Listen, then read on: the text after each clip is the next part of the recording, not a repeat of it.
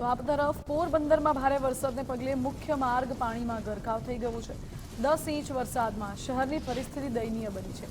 પોરબંદરની મોટાભાગની સોસાયટી પાણીમાં ગરકાવ થઈ ગઈ છે। MG road, Wadia road, SVP રોડમાં પાણી ભરાઈ ગયા। સુદામા ચોક સહિતના રસ્તા પાણીમાં ગરકાવ થઈ ગયા છે। વાહન ચલાવવા મુશ્કેલ બન્યા છે અને ટુ વ્હીલર બંધ પડી ગયા હોય તેવી પણ માહિતી મળી રહી છે। જો કે પોરબંદરમાં ગત વર્ષ જેવી જ પરિસ્થિતિ સર્જાઈ હોય તેવા દ્રશ્યો છે। ગયા વર્ષે પણ 8 આટલા પાણી ભરાઈ ગયા હતા।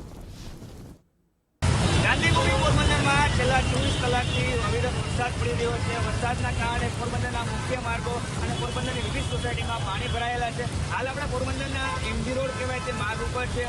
આ માર્ગ હોસ્પિટલ નજીકથી પસાર થાય છે। એમજી રોડ હોય કે એસવીપી રોડ હોય કે અન્ય માર્ગો, તમામ માર્ગો ઉપર હાલ પાણી ભરાયા છે। વાહન ચાલકોને ભારે હાલાકીનો સામનો કરવો પડી રહ્યો છે। નગરપાલિકાની બેદરકારીના કારણે જે પાણી નિકાલ થવું છે, પાણી નિકાલ ન થવાના કારણે ફરી એક વખત ગત વર્ષે જે પોરબંદરની સ્થિતિ હતી પૂર જેવી એ સ્થિતિનું નિર્માણ થયું છે। છેલ્લા 24 કલાકમાં પોરબંદરમાં 10 ઇંચ જેટલો વરસાદ પડવાના કારણે લોકોને ભારે હાડબાઈનો સામનો કરવો પડી રહ્યો છે। જ્યાં જુઓ ત્યાં પાણી ભરાયેલું છે અને લોકો વાહનો લઈ પસાર કરવામાં ભારે મુશ્કેલીનો સામનો કરી રહ્યા છે।